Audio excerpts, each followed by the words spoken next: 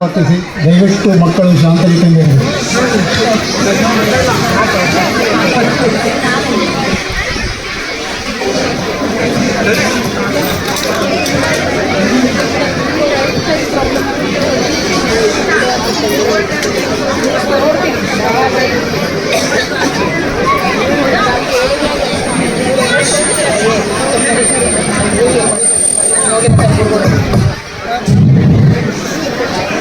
श्रुतिस्मृतिपुराणानाम् आलयं करुणालयं नमामि भगवत्पादशङ्करं लोकशङ्करं। ಇವತ್ತಿನ ದಿವಸ ಈ ಧಾರವಾಡ ಮಹಾನಗರದ ಅನೇಕ ವಿದ್ಯಾಲಯಗಳಿಂದ ವಿದ್ಯಾರ್ಥಿಗಳು ಆಗಮಿಸಿ ಅನೇಕ ಸ್ತೋತ್ರಗಳನ್ನು ಚೆನ್ನಾಗಿ ಅಭ್ಯಾಸ ಮಾಡಿ ಆ ಸ್ತೋತ್ರಗಳನ್ನು ಒಳ್ಳೆಯ ರೀತಿಯಲ್ಲಿ ಇಲ್ಲಿ ಪಠನ ಮಾಡಿ ನಮಗೆ ವಿಶೇಷವಾದಂತಹ ಸಂತೋಷವನ್ನು ಉಂಟು ಮಾಡಿದ್ದೀರಿ.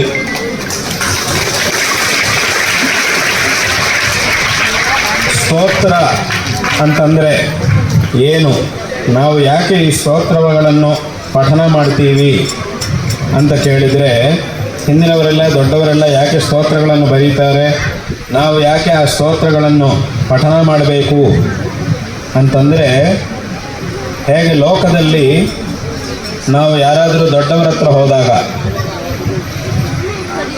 ಅವರಿಗೆ ನಮ್ಮ ಮನಸ್ಸಿನಲ್ಲಿರುವಂತಹ ವಿಷಯವನ್ನು ತಿಳಿಸಬೇಕು ಅಂತಂದರೆ ಅದಕ್ಕೆ ಒಂದು ಭಾಷೆ ಬೇಕು, ಮಾತಾಡಬೇಕು. ನಾವು ಮಾತನಾಡುವಂತಹ ಒಂದು ಭಾಷೆ ಬೇಕು.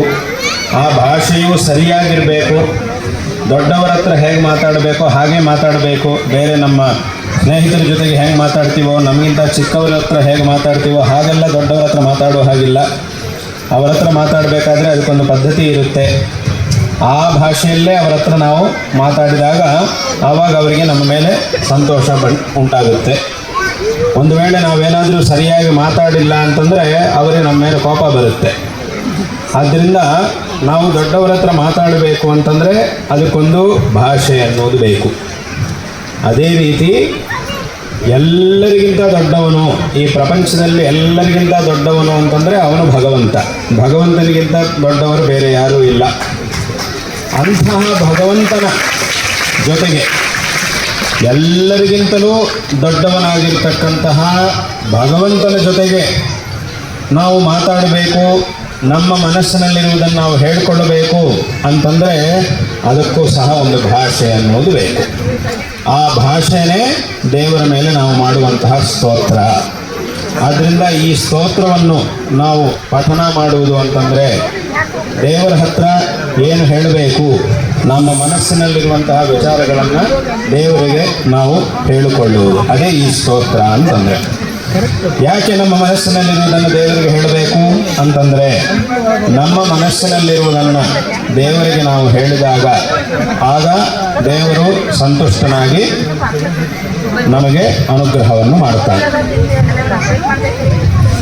ಯಾಕೆ ಅಂತಂದರೆ ಭಗವಂತನ ಒಂದು ಶಕ್ತಿ ಅಪಾರವಾದದ್ದಾದ್ದರಿಂದ ಅಂತಹ ಭಗವಂತನಿಗೆ ನಾವು ನಮ್ಮ ಮನಸ್ಸಿನಲ್ಲಿರುವುದನ್ನು ಹೇಳಿದಾಗ ಶ್ರದ್ಧೆಯಾಗಿ, ಅದು ಸಹ ಶ್ರದ್ಧೆಯಾಗಿ ಹೇಳಬೇಕು. ನಾವು ದೊಡ್ಡವರ ಹತ್ರ ಮಾತಾಡೋಕ್ಕೆ ಅಂತ ಹೋಗಿದ್ದೀವಿ, ಅವರು ಇಲ್ಲಿ ಕೂತಿದ್ದಾರೆ, ನಾವು ಮಾತ್ರ ಇನ್ನೊಂದು ಯಾವುದೋ ಕಡೆಗೆ ನೋಡ್ತಾ ಏನೇನೋ ಮಾತಾಡಿದರೆ ಅದು ಸರಿಯಾಗುವುದಿಲ್ಲ. ಅವರ ಹತ್ರ ಹೋಗಬೇಕು, ಅವರ ಕಡೆಗೆ ನೋಡಬೇಕು, ಅವರ ಹತ್ರ ತುಂಬ ಗೌರವವಾಗಿ ನಾವು ಇದನ್ನು ಹೇಳಬೇಕು. ನಾವೇನು ಹೇಳಬೇಕು ಅಂತ ಅಂದ್ಕೊಂಡಿದ್ದೀವೋ ಅದನ್ನು ಅವರ ಹತ್ರ ಹೇಳಬೇಕಾದ ಭಾಷೆಯನ್ನು ಉಪಯೋಗಿಸಿ ಅವರ ಹತ್ರ ನಾವು ಹೇಳಬೇಕು. ಅಲ್ಲಿ ಹೇಗೆ ನಾವು ದೊಡ್ಡವರ ಹತ್ರ ಹೋದಾಗ ಅಲ್ಲಿ ಗೌರವವಾಗಿ ಅವರ ಎದುರಿಗೆ ನಿಂತುಕೊಂಡು ಅವರ ಕಡೆಗೆ ನಮ್ಮ ಗಮನವನ್ನು ಕೊಟ್ಟು ನಮ್ಮ ಭಾಷೆಯಲ್ಲಿ, ಒಂದು ಸರಿಯಾದ ಭಾಷೆಯಲ್ಲಿ ಅವರಿಗೆ ನಾವು ವಿಚಾರಗಳನ್ನು ಹೇಳ್ತೀವೋ ಆ ಒಂದು ಗೌರವ ಮತ್ತು ಆ ಒಂದು ಏಕಾಗ್ರತೆ ಅದನ್ನೇ ಇಲ್ಲಿ ದೇವರ ಹತ್ರ ಹೇಳುವಾಗ ಅದನ್ನೇ ಶ್ರದ್ಧಾ ಭಕ್ತಿಗಳು ಅಂತ ಹೇಳ್ತಾರೆ. ಅಲ್ಲಾದರೆ ಗೌರವ ಅಂತೆಲ್ಲ ಹೇಳ್ತೀವಿ, ಅದನ್ನೇ ಇಲ್ಲಿ ಭಕ್ತಿ ಅಂತ ಹೇಳ್ತೀವಿ. ದೇವರ ಹತ್ರ ಆದರೆ ಅದು ಭಕ್ತಿ, ದೊಡ್ಡವರ ಹತ್ರ ಅಂತಂದರೆ ಅದು ಗೌರವ. ಆದ್ದರಿಂದ ಅಲ್ಲಿ ಹೇಗೆ ಗೌರವವಾಗಿ ನಾವು ಮಾತನಾಡಬೇಕೋ ಅದೇ ರೀತಿ ಇಲ್ಲೂ ಸಹ ಭಕ್ತಿಯಿಂದ ನಾವು ದೇವರ ಸ್ತುತಿಯನ್ನು ಮಾಡಬೇಕು. ಅಲ್ಲಿ ಹೇಗೆ ಏಕಾಗ್ರತೆಯಿಂದ ಆ ಕಡೆ ಈ ಕಡೆ ನೋಡದೆ ಏಕಾಗ್ರತೆಯಿಂದ ಅವ್ರ ಹತ್ರ ನಾವು ಮಾತನಾಡಬೇಕು, ಅದೇ ರೀತಿ ಇಲ್ಲೂ ಸಹ ಶ್ರದ್ಧೆಯಿಂದ ನಾವು ದೇವರ ಸ್ತುತಿಯನ್ನು ಮಾಡಬೇಕು. ಹಾಗಾಗಿ ಇಲ್ಲಿ ಭಕ್ತಿ ಶ್ರದ್ಧೆಗಳಿಂದ ಈ ಒಂದು ಸ್ತೋತ್ರ ರೂಪವಾದಂತಹ ಒಂದು ಭಾಷೆಯಿಂದ ದೇವರಿಗೆ ನಾವು ಈ ವಿಷಯಗಳನ್ನು ಹೇಳಿದಾಗ ಆಗ ಭಗವಂತ ಸಂತುಷ್ಟನಾಗಿ ನಮಗೆ ಅನುಗ್ರಹವನ್ನು ಮಾಡ್ತಾನೆ. ಆದ್ದರಿಂದ ಈ ಒಂದು ಸ್ತೋತ್ರವನ್ನು ಪಠನ ಮಾಡುವುದು ಅನ್ನುವುದರ ಉದ್ದೇಶವೇ ಇದು. ಹಾಗಾಗಿ ಇಂತಹ ಒಂದು ಸ್ತೋತ್ರಗಳು ನಮ್ಮ ಒಂದು ಪರಂಪರೆಯಲ್ಲಿ ಅನೇಕ ಅದ್ಭುತವಾದಂತಹ ಸ್ತೋತ್ರಗಳಿವೆ. ಒಳ್ಳೆಯ ಅರ್ಥವನ್ನು ಕೊಡುವಂತಹ ಅನೇಕ ಅದ್ಭುತವಾದಂತಹ ಸ್ತೋತ್ರಗಳಿವೆ. ಮತ್ತೊಂದೇನು ಅಂತಂದರೆ, ವಾಸ್ತವವಾಗಿ ನಾವು ದೇವರ ಹತ್ರ ಏನು ಕೇಳಬೇಕು ಅನ್ನೋದನ್ನು ಸಹ ಈ ಸ್ತೋತ್ರಗಳು ನಮಗೆ ಹೇಳಿಕೊಡ್ತಾ ಇವೆ. ಏನು ಕೇಳಬೇಕು, ಏನು ಕೇಳಬಾರದು. ತುಂಬ ದೊಡ್ಡವರ ಹತ್ರ ನಾವು ಹೋದಾಗ ಅವರ ಹತ್ರ ನಾವು ಏನು ಕೇಳಬೇಕು ಅದನ್ನೇ ಕೇಳಬೇಕು. ಅವರ ಹತ್ರ ಹೋಗ್ಬಿಟ್ಟು ಏನೇನೋ ಕೇಳಿದರೆ ಅದು ಉಪಯೋಗ ಆಗೋದಿಲ್ಲ. ಈಗ ದೊಡ್ಡ ಮಹಾರಾಜರ ಹತ್ರ ಹೋಗಿದ್ದೀವಿ, ಅವರು ನಮ್ಮನ್ನು ಕರೆದಿದ್ದಾರೆ, ಅವಕಾಶ ಕೊಟ್ಟಿದ್ದಾರೆ, ಮಾತಾಡೋಕ್ಕೆ ಅವಕಾಶ ಕೊಟ್ಟಿದ್ದಾರೆ ಮಹಾರಾಜರು. ಆಗ ಮಹಾರಾಜರ ಹತ್ರಕ್ಕೆ ಹೋಗಿದ್ವಿ. ಹೋದಾಗ ಮಹಾರಾಜರನ್ನು ನಾವು ಏನು ಕೇಳಬೇಕು, ಅವ್ರು ಕೇಳಿದ್ರು ನೋಡೋದು, ಏನು ಬೇಕಪ್ಪ ನಿನಗೆ ಅಂತ ಕೇಳಿದರು. ಆಗ ನಾವೇನು ಹೇಳಬೇಕು, ಮಹಾರಾಜರ ಒಂದು ಸ್ಥಿತಿ, ಅವರ ಒಂದು ಶಕ್ತಿ ಎಷ್ಟೋ, ಅವರು ನಮಗೆ ಕೊಡುವಂತಹ ಎಷ್ಟು ದೊಡ್ಡ ವಸ್ತು ಇರುತ್ತೋ ಅಂತಹ ವಸ್ತುವನ್ನು ನಾವು ಕೇಳಬೇಕು. ಮಹಾರಾಜ ಹತ್ರ ಹೋದಾಗ ಏನು ಬೇಕಪ್ಪ ನಿನಗೆ ಅಂತ ಕೇಳಿದ್ರೆ, ನನಗೆ ಬರ್ಕೊಳ್ಳಿಕ್ಕೆ ಪೆನ್ಸಿಲ್ ಕೊಡಿ, ಅಥವಾ ನನಗೆ ಬರ್ಕೊಳ್ಳಿಕ್ಕೆ ಪೇಪರ್ ಕೊಡಿ, ಒಂದು ಪೆನ್ನು ಪೇಪರ್ ಇದ್ದರೆ ಕೊಡಿ ಅಂತ ಕೇಳಿದರೆ ಅದೇನಾಗುತ್ತೆ, ಅದು ಮಹಾರಾಜರಿಗೆ ತುಂಬ ಸಣ್ಣ ವಿಷಯ. ಇದೇನಪ್ಪ ಇದನ್ನು ಕೊಡಲಿಕ್ಕೆ ನಾನು ಬೇಕಾ, ಯಾರು ಬೇಕಾದರೂ ಕೊಡ್ತಾರಪ್ಪ, ಪೆನ್ನು ಪೇಪರ್ ನೀವು ಬರ್ಕೊಳ್ಳಿಕ್ಕೆ ನನ್ನ ಹತ್ರ ಬರಬೇಕಾ, ಇದಕ್ಕೋಸ್ಕರವೇನೋ ನೀನು ನನ್ನ ಹತ್ರ ಬಂದಿದ್ದು ಅಂತ ಹೇಳ್ತಾನೆ ಮಹಾರಾಜ. ಯಾಕೆಂದರೆ ಮಹಾರಾಜನ ಒಂದು ಸಾಮರ್ಥ್ಯ, ಯಾವುದಾದ್ರೂ ಒಂದು ವಸ್ತುವನ್ನು ಕೊಡುವಂತಹ ಸಾಮರ್ಥ್ಯದಲ್ಲಿ ಮಹಾರಾಜನ ಸಾಮರ್ಥ್ಯ ತುಂಬ ದೊಡ್ಡದು, ಎಲ್ಲರಿಗಿಂತ ದೊಡ್ಡದು. ಹಾಗಾಗಿ ಅಂತಹ ರಾಜನ ಹತ್ರ ಹೋಗಿ ನಮಗೆ ಸುಮ್ಮನೆ ಒಂದು ಸಣ್ಣ ವಿಚಾರ ಈ ಥರದ್ದೆಲ್ಲ ಕೇಳಿದರೆ ಅವಾಗ ಏನಾಗುತ್ತೆ ಅಂತಂದರೆ ಅದಕ್ಕೆ ಸರಿಯಾಗೋದಿಲ್ಲ. ಕೊಡ್ತಾನೆ, ಕೊಡುವುದಿಲ್ಲ ಅಂತಿಲ್ಲ. ಪೆನ್ನು ಪೇಪರ್ ಕೊಡಿ ಅಂದರೆ ಮಹಾರಾಜ ಬೇಕಾದರೂ ಕೊಟ್ಟೆ ಕೊಡ್ತಾನೆ. ಅವನ ಹತ್ರನೂ ಇರುತ್ತೆ, ಪೆನ್ನು ಪೇಪರ್ ಇರೋದಿಲ್ಲ, ಎಲ್ಲ ಮಹಾರಾಜನ ಹತ್ರನೂ ಇದ್ದೇ ಇರುತ್ತೆ. ಆದರೆ ಅವನ ಹತ್ರ ಹೋಗಿ ಕೇಳಬೇಕಾದ್ರೆ ಅದಲ್ಲ, ಅದಕ್ಕಿಂತಲೂ ತುಂಬ ದೊಡ್ಡದನ್ನು ಕೇಳಬೇಕು. ಯಾವುದನ್ನು ಬೇರೆ ಯಾರೂ ಕೊಡ್ಲಿಕ್ಕೆ ಸಾಧ್ಯ ಆಗೋದಿಲ್ಲ ಅಂಥದ್ದನ್ನು ಕೇಳಬೇಕು. ಅದೇ ರೀತಿ ದೇವರ ಹತ್ರನೂ ನಾವು ಕೇಳುವಾಗ ಏನು ಕೇಳಬೇಕು ಅಂತಂದರೆ ಎಲ್ಲದಕ್ಕಿಂತ ದೊಡ್ಡದನ್ನು ಕೇಳಬೇಕು. ಯಾವುದನ್ನು ಬೇರೆ ಯಾರೂ ಕೊಡಲಿಕ್ಕಾಗೋದಿಲ್ವೋ, ಮತ್ತು ಯಾವುದನ್ನು ನಮಗೆ ಕೊಟ್ಟರೆ ಅದರಿಂದ ಬೇರೆ ಎಲ್ಲವೂ ಸಿಕ್ಕಿದಾಗುತ್ತೋ ಅಂತಹದ್ದನ್ನು ದೇವರ ಹತ್ರ ಕೇಳಬೇಕು. ಅದಕ್ಕೆ ಈ ಕಮಲದೈತಾಷ್ಟಕ ಅಂತ ಒಂದು ಸ್ತೋತ್ರ ಇದೆ. ಈ ಎಲ್ಲ ಸ್ತೋತ್ರಗಳಲ್ಲಿ ಅದರಲ್ಲಿ ಒಂದು ಶ್ಲೋಕ ಇದೆ. ಆ ಶ್ಲೋಕದಲ್ಲಿ ಆ ಸ್ತೋತ್ರಗಳನ್ನು ಬರೆದವರು ನಮಗೆ ಹೇಳಿಕೊಡ್ತಾ ಇದ್ದಾರೆ, ಏನು ಕೇಳಬೇಕು ದೇವರ ಹತ್ರ ಹೋದಾಗ. ಅದೇ ಈಗ ಹೇಳಿದ ಹಾಗೆ ಏನು ಮಾತಾಡಬೇಕು, ಏನು ಕೇಳಬೇಕು, ದೇವರ ಹತ್ರಕ್ಕೆ ಹೋಗಿ ಏನು ಕೇಳಿದರೆ ಸರಿಯಾಗುತ್ತೆ ಅನ್ನೋದನ್ನು ಅದೊಂದು ಶ್ಲೋಕದಲ್ಲಿ ಹೇಳ್ತಾ ಇದ್ದಾರೆ. ಏನೋ ಕರ್ಮ ಸ್ವಾತ್ಮೋಚ ದೇಶು ಸ್ಥಿರತರ ದಿಷಣಂ ದೇಹದಾರ್ಢ್ಯಂ ತದರ್ಥಂ ದೀರ್ಘಂಚಾಯುರೇಶಶ್ಚ ತ್ರಿಭುವನ ವಿದಿತಂ ಪಾಪ ಮಾರ್ಗಾದ್ ವಿರಕ್ತಿಂ ಸತ್ಸಂಗಂ ಸತ್ಕಥಾಯ ಶ್ರವಣೋಪಿ ಸದಾ ದೇವಿ ದತ್ವಾ ಕೃಪಾಬ್ಧೆ ವಿದ್ಯಾಂ ಶುದ್ಧಾಂಚ ಬುದ್ಧಿಂ ಕಮಲಯುದೈತೆ ಸತ್ವರಂ ದೇಹಿ ಮಹ್ಯಂ ಅಂತ ಒಂದು ಶ್ಲೋಕ ಬರುತ್ತೆ ಆ ಸ್ತೋತ್ರದಲ್ಲಿ. ಆ ಪುಸ್ತಕದಲ್ಲಿದೆ, ಇದೆ ಆ ಪುಸ್ತಕದಲ್ಲೇ ಇದೆ. ಆ ಒಂದು ಶ್ಲೋಕ ಅದರೊಳಗೆ ಬರುತ್ತೆ. ಅಲ್ಲಿ ಏನು ಕೇಳ್ತಾ ಇದ್ದಾರೆ, ಅಮ್ಮನವರ ಹತ್ರ ಏನು ಪ್ರಾರ್ಥನೆ ಮಾಡ್ತಿದ್ದಾರೆ ಅಂತಂದರೆ, ಕರ್ಮ ಸ್ವಾತ್ಮೋಚತೇಷು ಸ್ಥಿರತರ ಭೀಷಣಂ, ನನ್ನ ಕೆಲಸ, ನನ್ನ ಕರ್ತವ್ಯ ಏನಿದೆಯೋ ಅದರಲ್ಲಿ ನನಗೊಂದು ಸ್ಥಿರವಾದ ಬುದ್ಧಿಯನ್ನು ಕೊಡು ಅಂತ ಕೇಳ್ತಾ ಇದ್ದಾರೆ ಮೊದಲನೇದು. ಹಾಗೆ ಆ ಕೆಲಸವನ್ನು ಮಾಡಲಿಕ್ಕೆ ದೇಹದಾರ್ಢ್ಯಂ ತದರ್ಥಂ, ಆ ಕೆಲಸವನ್ನು ನನ್ನ ಕರ್ತವ್ಯದಲ್ಲೇ ನನಗೆ ಸ್ಥಿರವಾದ ಬುದ್ಧಿಯನ್ನು ಕೊಡು, ಆ ಕರ್ತವ್ಯವನ್ನು ಚೆನ್ನಾಗಿ ಮಾಡಲಿಕ್ಕೆ ನನಗೆ ದೃಢವಾದ ದೇಹವನ್ನು ಕೊಡು, ಹಾಗೂ ದೀರ್ಘಕಾಲ, ತುಂಬ ಕಾಲದ ತನಕ ಒಳ್ಳೆ ಕೆಲಸಗಳನ್ನು ಮಾಡಲಿಕ್ಕೆ ನನಗೆ ಆಯುಷ್ಯವನ್ನು ಕೊಡು, ದೀರ್ಘಂಚಾಯುರ್ ಆಯುಷ್ಯವನ್ನು ಕೊಡು. ಅದಾದಮೇಲೆ ಯಶಃ, ಈ ಒಳ್ಳೆ ಕೆಲಸಗಳನ್ನು ಮಾಡಿದ್ರಿಂದ ನನಗೆ ಒಳ್ಳೆ ಕೀರ್ತಿ ಬರುವ ಹಾಗೆ ಅಂತಹ ಒಂದು ಕೀರ್ತಿಯನ್ನು ನನಗೆ ಕೊಡು. ಯಶಶ್ಚ ತ್ರಿಭುವನ ವಿದಿತಂ, ಎಲ್ಲರಿಗೂ ಗೊತ್ತಾಗುವಂತಹ ಒಂದು ದೊಡ್ಡ ಕೀರ್ತಿಯನ್ನು. ಅಂದರೆ ಅಲ್ಲಿಗೇನಾಯಿತು, ನನ್ನ ಕರ್ತವ್ಯಗಳಲ್ಲಿ ನನಗೆ ಸ್ಥಿರವಾದ ಬುದ್ಧಿಯನ್ನು ಕೊಡು, ಮತ್ತು ಅದನ್ನು ಮಾಡುವಂತಹ ಶಕ್ತಿಯನ್ನು ನನಗೆ ಕೊಡು, ಹಾಗೂ ಅದನ್ನು ಯಾವಾಗಲೂ ಮಾಡುವಂತಹ ಒಂದು ದೀರ್ಘವಾದ ಆಯುಷ್ಯವನ್ನು ಕೊಡು, ಹಾಗೂ ಅದರಿಂದ ಇದನ್ನೆಲ್ಲವುದನ್ನು ಮಾಡುವುದರ ಮೂಲಕ ನನಗೊಂದು ದೃಢವಾದಂತಹ ಕೀರ್ತಿಯನ್ನು, ಎಲ್ಲ ಕಡೆಯೂ ಹರಡಿರುವಂತಹ ಒಂದು ಒಳ್ಳೆಯ ಕೀರ್ತಿಯನ್ನು ಸಹ ನನಗೆ ಕೊಡು. ಪಾಪ ಮಾರ್ಗಾದ್ ವಿರಕ್ತಿ, ಮತ್ತು ಇದೆಲ್ಲದರ ಜೊತೆಗೆ ಈಗ ನನ್ನ ಕೆಲಸ, ಒಳ್ಳೆಯ ಕೆಲಸ ಏನೋ ಅದನ್ನು ಮಾಡುವಂತಹ ಪ್ರೇರಣೆಯನ್ನು ನನಗೆ ಕೊಡು. ಅದೇ ರೀತಿ ಯಾವುದು ತಪ್ಪಾದ ಕೆಲಸವೋ ಅದರ ಕಡೆಗೆ ನಾನು ಹೋಗದೇ ಇರುವ ಹಾಗೆ ನನ್ನನ್ನು ಮಾಡು. ತಪ್ಪಾದ ಕೆಲಸವನ್ನು ಮಾಡಬೇಕಾಗಿ ಬಂದಾಗ ಅದರ ಕಡೆಗೆ ನಾನು ಹೋಗಬಾರ್ದು. ಆಗ ಮಾಡಬಾರದು ಅನ್ನುವಂತಹ ಬುದ್ಧಿಯನ್ನು ನನಗೆ ಕೊಡು. ಒಳ್ಳೆ ಕೆಲಸವನ್ನಾದರೆ ಮಾಡುವ ಶಕ್ತಿಯನ್ನು ಕೊಡು, ತಪ್ಪಾದ ಕೆಲಸವನ್ನಾದರೆ ಮಾಡುವ ಪ್ರೇರಣೆ ನನಗೆ ಬರಬಾರದು. ಪಾಪ ಮಾರ್ಗ ವಿರಕ್ತಿ ಹಾಗೂ ಸತ್ಸಂಗಂ ಸತ್ಕಥಾಯ ಶ್ರವಣಂ, ಸತ್ಸಂಗ ಒಳ್ಳೆಯವರ ಜೊತೆಗೆ ಬೆರೆಯುವಂತೆ ನನ್ನನ್ನು ಮಾಡು, ಯಾವಾಗಲೂ ಒಳ್ಳೆಯವರ ಸಹವಾಸವನ್ನು ನನಗೆ ಕೊಡು. ಸತ್ಕಥಾಯ ಶ್ರವಣಂ, ಒಳ್ಳೆಯ ವಿಚಾರಗಳನ್ನು ಯಾವಾಗಲೂ ಶ್ರವಣ ಮಾಡುವಂತಹ ಆ ಒಂದು ಅವಕಾಶವನ್ನು ನನಗೆ ಕೊಡು. ದೇವಿ ದತ್ವಾ ಕೃಪಾಬ್ಧೆ ವಿದ್ಯಾಂ ಶುದ್ಧಾಂ ಜಗತ್ತು, ಇದೆಲ್ಲದರ ಜೊತೆಗೆ ಒಳ್ಳೆಯ ಜ್ಞಾನವನ್ನು ನನಗೆ ಕೊಟ್ಟು ನನ್ನನ್ನು ಉದ್ಧಾರ ಮಾಡು ಅಂತ ಆ ಶ್ಲೋಕದಲ್ಲಿ ಪ್ರಾರ್ಥನೆ ಮಾಡುತ್ತಾರೆ.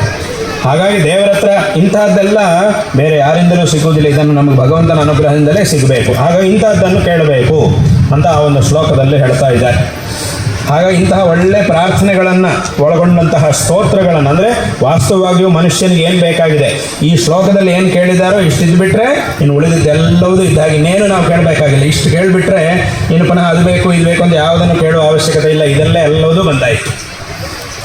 ಹಾಗಾಗಿ ಇಂತಹ ಒಂದು ಅದ್ಭುತವಾದ ಸ್ತೋತ್ರಗಳು. ಹಾಗೆ ಶಂಕರಾಚಾರ್ಯರು ಅವರು ರಚನೆ ಮಾಡಿರುವಂತಹ ಇನ್ನೊಂದು ಸ್ತೋತ್ರದಲ್ಲಿ ಅವರೊಂದು ಕೇಳ್ತಾರೆ, ಏನು ಅವಿನಯಂ ಅಪನಯ ವಿಷ್ಣು ದಮಯ ಮನಃಶಮಯ ವಿಷಯ ಮೃಗತೃಷ್ಣಂ ಭೂತದಯಾಂ ವಿಸ್ತಾರಯ ತಾರಯ ಸಂಸಾರ ಸಾಗರತಃ ಅಂತ ಒಂದು ಶ್ಲೋಕವನ್ನು ಬರೀತಾರೆ ಶಂಕರಾಚಾರ್ಯರು. ಅದರ ಅರ್ಥ ಏನು? ಅವಿನಯಂ ಅಪನಯ ವಿಷ್ಣು, ನನ್ನಿಂದ ಒಳ್ಳೆ ಕೆಲಸಗಳನ್ನು ಮಾಡಿಸು, ಆದರೆ ಆ ಒಳ್ಳೆ ಕೆಲಸಗಳನ್ನು ಮಾಡಿದ ಅಹಂಕಾರ ಮಾತ್ರ ನನಗೆ ಬರದೇ ಇರಲಿ ಅಂತ ಒಂದು ಪ್ರಾರ್ಥನೆ. ಒಳ್ಳೆ ಕೆಲಸಗಳನ್ನು ಒಳ್ಳೆ ಸಾಮರ್ಥ್ಯವನ್ನು ನನಗೆ ಕೊಡು, ಆದರೆ ಆ ಸಾಮರ್ಥ್ಯದಿಂದ ನನಗೆ ಅಹಂಕಾರ ಮಾತ್ರ ಬರಬಾರದು, ಆ ಥರದ ಸಾಮರ್ಥ್ಯವನ್ನು ನನಗೆ ಕೊಡು ಅಂತ ಕೇಳ್ತಾ ಇದ್ದಾರೆ. ಅವಿನಯ ಅಪನಯ ವಿಷ್ಣು ದಮಯ ಮನಃ, ನನ್ನ ಮನಸ್ಸು ಸುಮ್ಮನೆ ಆ ಕಡೆ ಈ ಕಡೆ ಹೋಗುತ್ತೆ, ಒಂದು ಕಡೆ ನಿಲ್ಲಲ್ಲ. ಓದಬೇಕು ಅಂತ ಕೂತ್ಕೊಳ್ತೀವಿ, ಅಲ್ಲಿ ತಲೆ ನಿಲ್ಲುವುದೇ ಇಲ್ಲ, ಯಾವುದಾವುದೋ ವಿಚಾರ ತಲೆಗೆ ಬರುತ್ತೆ. ಸುಮಾರು ಹೊತ್ತು ಗಂಟೆ ಕೂತ್ಕೊಂಡಾಯಿತು, ಆದರೆ ಏನು ತಲೆಗೆ ಹೋಗಿಲ್ಲ. ಸುಮಾರು ತಿಂಗಳುಗಟ್ಟಲೆ ಓದಿದ್ದೀವಿ, ಏನು ತಲೆಗೆ ಹೋಗ್ತಾ ಇಲ್ಲ. ಎಷ್ಟು ಪ್ರಯತ್ನ ಮಾಡಿದ್ರು ಅಲ್ಲೇನು ನಡೀತಾ ಇದೆ, ಇಲ್ಲೇನು ನಡೀತಾ ಇದೆ, ಅಲ್ಲಿ ಯಾರು ಮಾತಾಡ್ತಿದ್ದಾರೆ, ಇಲ್ಲೇನು ಮಾತಾಡ್ತಿದ್ದಾರೆ, ಅದೇನಾಯಿತು ಇದೇನಾಯಿತು, ಆ ಕಡೆಗೆ ಗಮನ ಹೋಗ್ತಾ ಇದೆ. ಪರೀಕ್ಷೆ ಹತ್ತಿರ ಬರ್ತಾ ಇದೆ, ಸಮಯ ಜಾಸ್ತಿ ಇಲ್ಲ, ಈಗ ಏನೇನೋ ಆಗ್ತಾ ಇದೆ, ಏನು ಮಾಡೋದು ಈಗ ಅಂತ ಈ ಥರ ತುಂಬ ಆತಂಕದಲ್ಲಿ ಇರ್ತಾರೆ. ಈ ಥರ ಆಗದೇ ಇರಲಿ, ನನ್ನ ಮನಸ್ಸಿಗೆ ಒಂದು ಒಳ್ಳೆ ಏಕಾಗ್ರತೆಯನ್ನು ಕೊಡು. ದಮಯ ಮನಃ. ಹಾಗೆ ಶಮಯ ವಿಷಯ ಮರಗೋದೃಷ್ಣ, ಸುಮ್ಮನೆ ಏನೇನೋ ನೋಡ್ತೀವಿ ಅದೆಲ್ಲ ಬೇಕು ಅಂತ ಕಾಣ್ತಾ ಇರುತ್ತೆ. ಅದು ಒಳ್ಳೆಯದೋ ಕೆಟ್ಟದೋ, ಒಳ್ಳೆಯದು ಇದೆ ಕೆಟ್ಟದ್ದು ಇದೆ, ಎಲ್ಲ ಬೇಕು ಅಂತ ಕಾಣಿಸ್ತಾ ಇರುತ್ತೆ. ಅದು ಇರೋ ತನಕ ಮನಸ್ಸು ಸುಮ್ಮನೆ ಕೂರುವುದಿಲ್ಲ. ಇದಾಗದೇ ಇರಲಿ, ಯಾವುದು ನನಗೆ ಬೇಕೋ ಅದು ಮಾತ್ರ ಸಿಗೋ ಹಾಗಾಗಲಿ.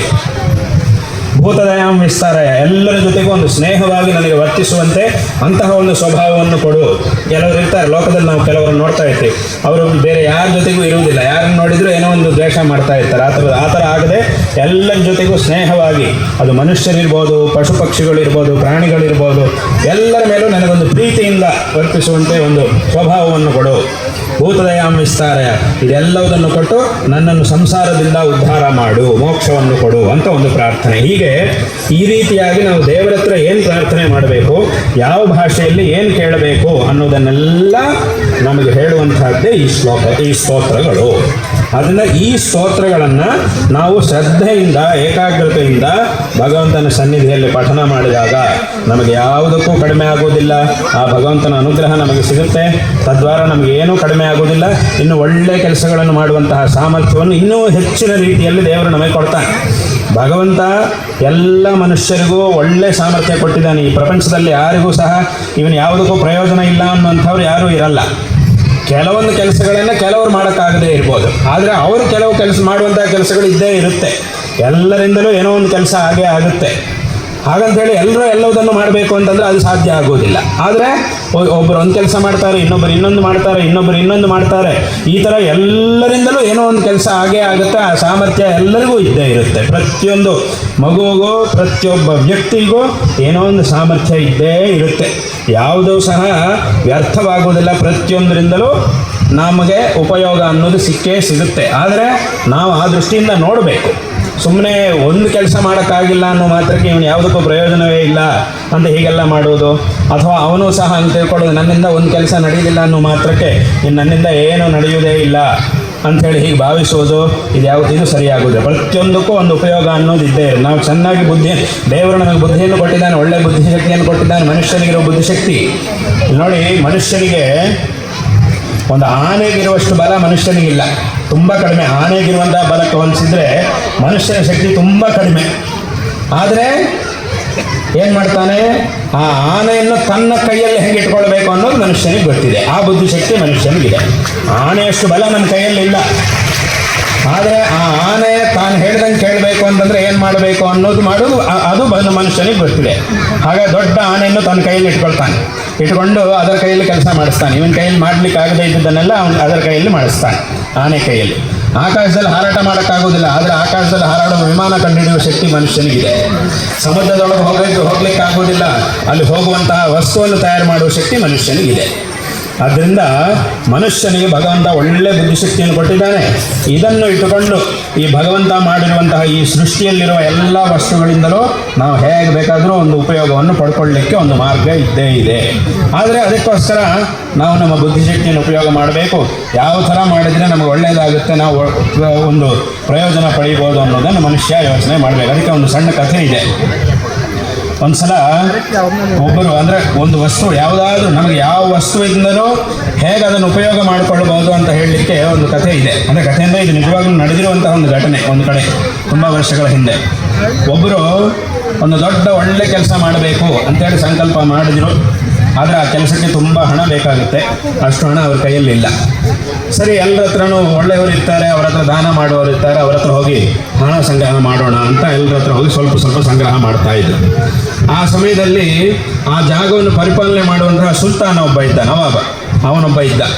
ಸರಿ, ಅವನ ಹತ್ರನೂ ಹೋಗೋಣ, ಅವನಿಂದಲೂ ಏನಾದರೂ ಸಿಗ್ಬೋದು. ನವಾಬ ಅಂತಂದರೆ ರಾಜ ಅಂತ ಲೆಕ್ಕ. ಅವನು ಸ್ವಲ್ಪ ಏನಾದರೂ ಜಾಸ್ತಿ ಕೊಡ್ಬೋದು, ಏನಾದರೂ ಸಿಗ್ಬೋದು ಅಂತ ಅವನ ಹತ್ರಕ್ಕೆ ಹೋದ್ರು ಇವರು. ಹೋಗಿ ಕೇಳಿದರು, ಸ್ವಾಮಿ ನಾನು ಈ ಥರ ಒಂದು ಕೆಲಸ ಮಾಡ್ತಾ ಇದ್ದೀನಿ, ಅದಕ್ಕೆ ಏನಾದರೂ ಕೊಡಿ ಅಂತ.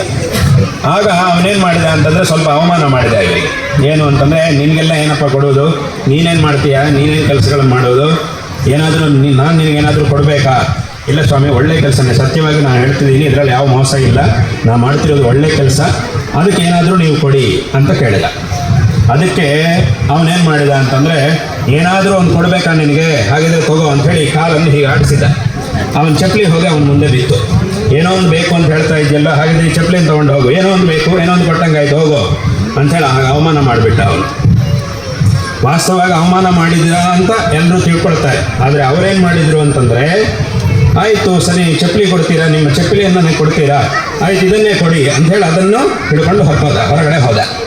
ಇವನಿಗೆ ಆಶ್ಚರ್ಯ ಆಯಿತು. ಸರಿ ಚಪ್ಪಲಿ ಹಿಡ್ಕೊಂಡು ಹೋದ.